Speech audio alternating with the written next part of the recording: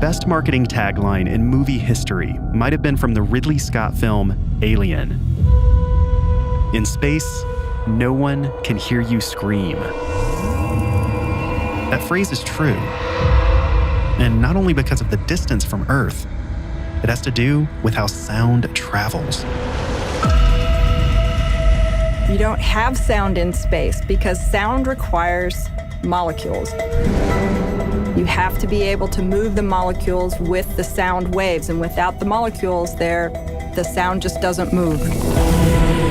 Space is silent because it's virtually empty, as few as 10 atoms in a cubic meter, compared to 10 trillion in our own atmosphere. And without that thick soup of atoms, sound just has no way to travel. But billions of years ago, it was a different story.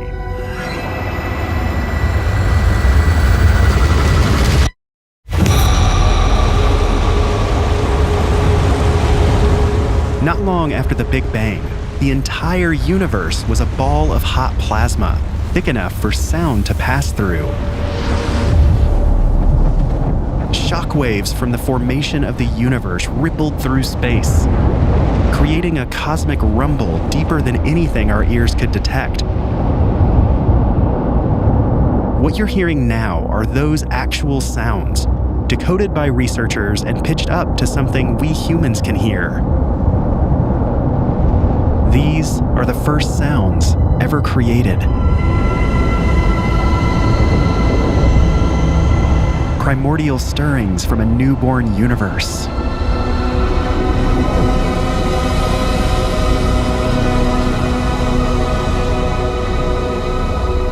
Today, space is a lot bigger, a lot emptier, and a lot quieter.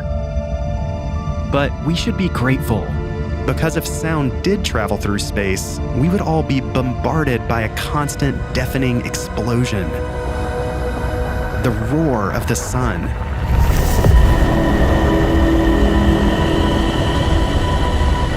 Every moment, our sun blares trillions of watts of sound energy through its turbulent surface.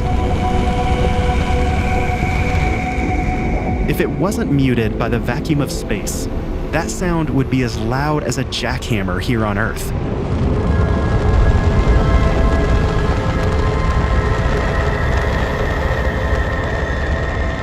Luckily for us, we have the void of space to protect us. And we live in a world of amazing sonic diversity. The sandy deserts, the lush forests, the sound of the ocean, both on its surface and below. Our home planet is a rich soundscape because our ears are perfectly in tune with it. But our little island of sound isn't the only one. There are whole other worlds of sound out there, in the skies, the oceans, and the rocks of other planets, and far beyond.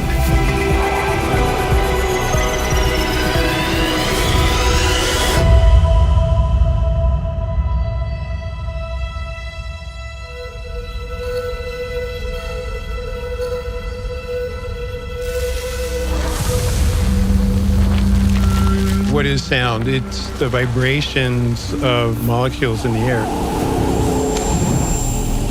It's a pressure wave. Sound takes on many forms, but the kind that we're most familiar with is pressure waves moving through gas. Sound travels faster through lighter gases like helium, making our voices sound higher pitched.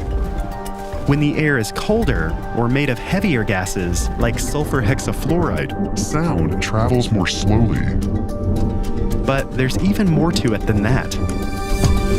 Sound can be transmitted through any kind of physical medium. So if you are in a swimming pool, you can still hear sound. That's being transmitted through water. Earthquakes are essentially sound waves being transmitted through the solid earth.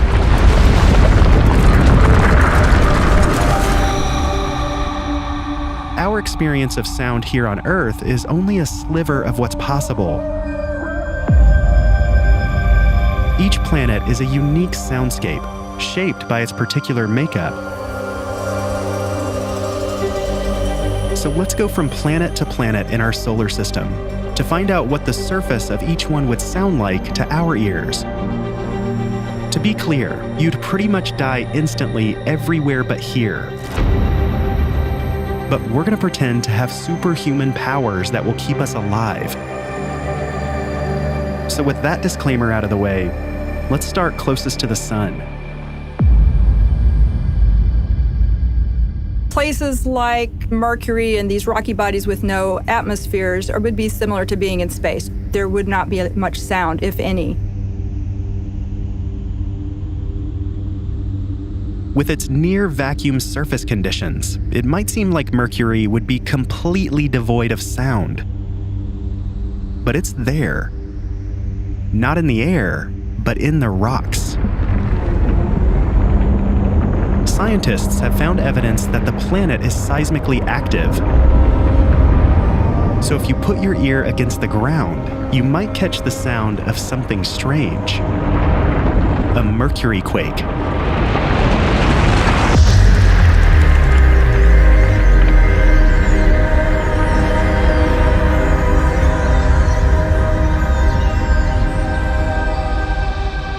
Next up, Venus. Because you have this really dense atmosphere, much denser than Earth's, the sound would tend toward what things sound like when you're underwater.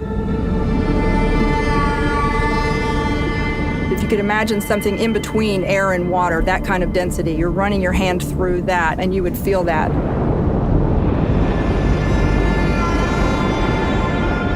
If you were to just materialize in that environment of 900 degrees Fahrenheit and 100 times our atmospheric pressure, you would first be crushed, and then you would probably just burn up completely. One thing we do know about Venus is that it has lightning. So you might hear thunder. It turns out that Venus is one place we have real audio from. In the early 80s, the Soviet lander Venera 14 successfully landed on the surface. It survived for nearly an hour before shutting down. And during that time, it picked up these eerie sounds of the Venusian winds.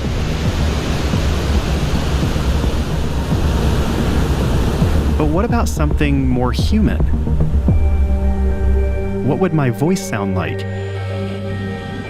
The denser atmosphere would tend to lower the pitch, but the hotter air would act to increase the speed of sound, making my voice sound higher. It's a strange scene to imagine. I'm on Venus, in this ethereal world that's a mix between a gas-like atmosphere and water. I'm almost floating. My voice, the thunder, it's all slightly muffled and distorted as it travels through the thick atmosphere.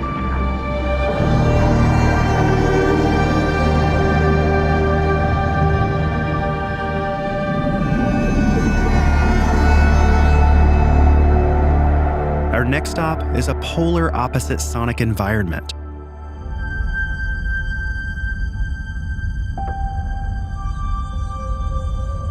Sound on Mars is going to kind of be the opposite direction of Venus because the atmosphere on Mars is very, very thin compared to Earth's, and so there's just not very many molecules.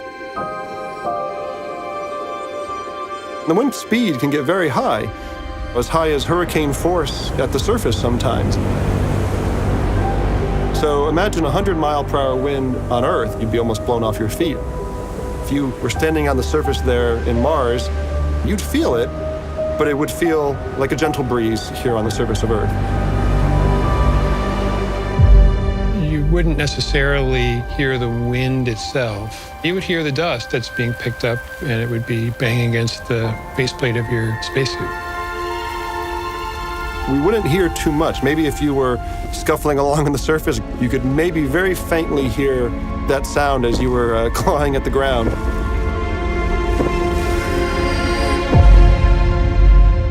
But Mars is another world where we don't have to rely purely on speculation. After sending robots for decades, we finally received the first real audio from the surface of Mars, recorded by the Perseverance rover in 2021. These are the sounds of the Martian winds and the clunk of the rover's wheels over the planet's surface. Sounds that our ancestors could have only dreamed of hearing.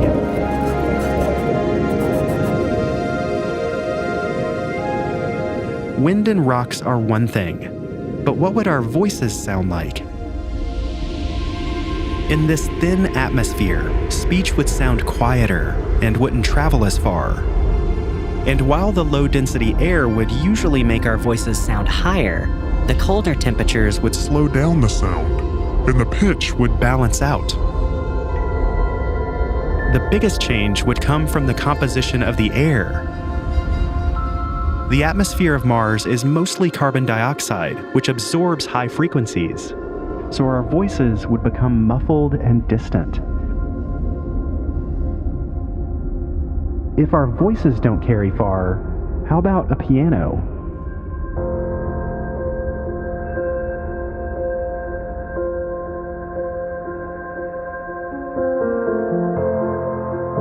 In the faint Martian air, it would sound like something you might hear in a dream.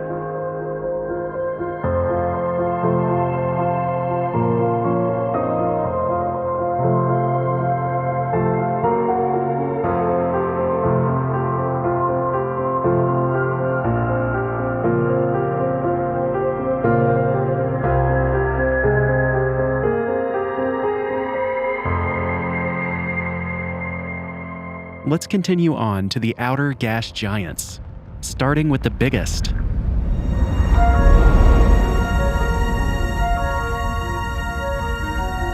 Jupiter doesn't have a solid surface. The whole planet is made up of gas that gets denser and denser the deeper you go, eventually becoming a liquid.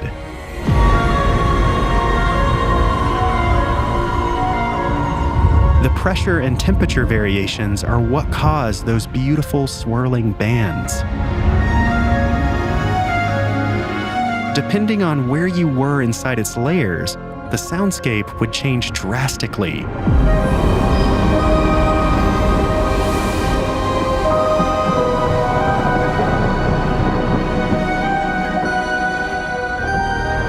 The interesting thing on Jupiter is that the pressure and the temperatures where the cloud decks are actually not so inhospitable. You have these super powerful lightning bolts.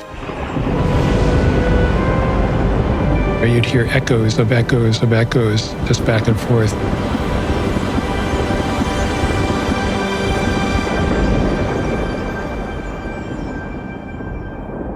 So what about the rest of the outer planets? Like Jupiter, Saturn, Uranus, and Neptune are mostly made of hydrogen and helium. Those two gases are lighter than Earth's atmosphere, so our voices would generally sound higher pitched. But each layer of each planet would provide its own unique sonic experience. Different worlds of sound. From inside the raging storms of Saturn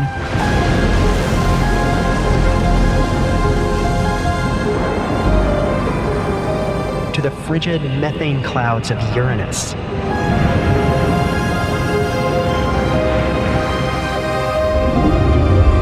To the murky depths of Neptune.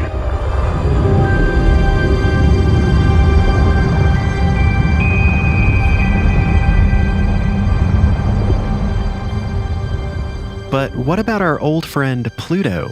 It is probably the thinnest bound atmosphere that we know, but it also looks really complex. I mean, it's got layers. It's pretty different. because the temperature is so low. Nitrogen is an ice. Carbon monoxide is mostly an ice. That's probably the weirdest, most different kind of place in terms of thinking about how composition, temperature, pressure would affect the sound.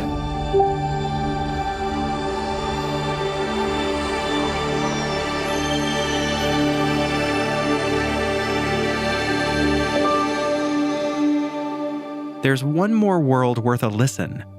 Not a planet, but a moon. Saturn's moon Titan is the only one we know of with a true atmosphere. It's even thicker than ours, but it's freezing cold and it rains liquid methane. In 2005, the Huygens space probe recorded audio as it descended through the thick atmosphere to the surface. What you're hearing is incredible. The sound of the winds from a tiny moon nearly 1 billion miles away. If you were standing on its surface, the soundscape might be eerily familiar. You might hear the sound of flowing liquid methane. Not a waterfall, but a methanofall.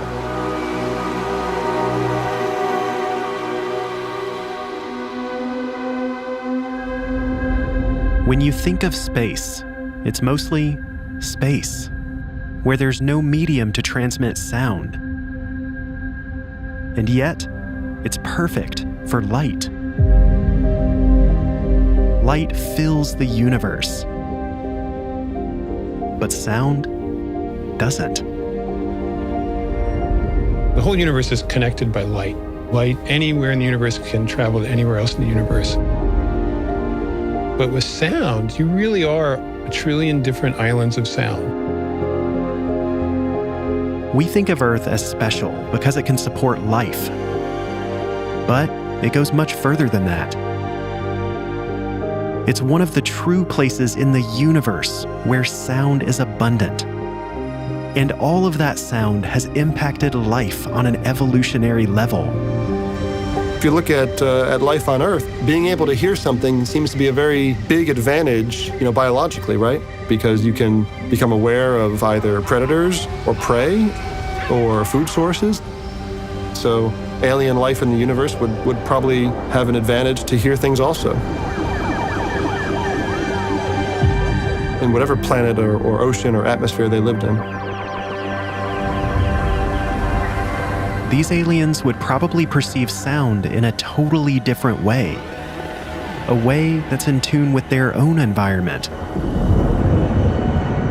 And perhaps hear completely different frequencies.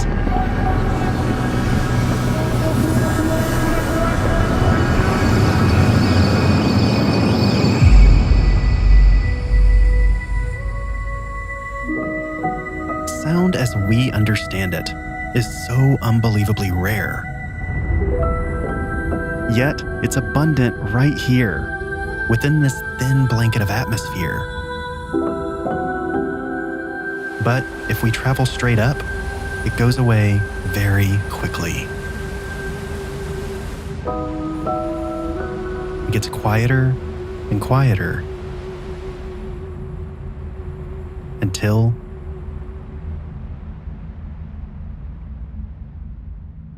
it's gone.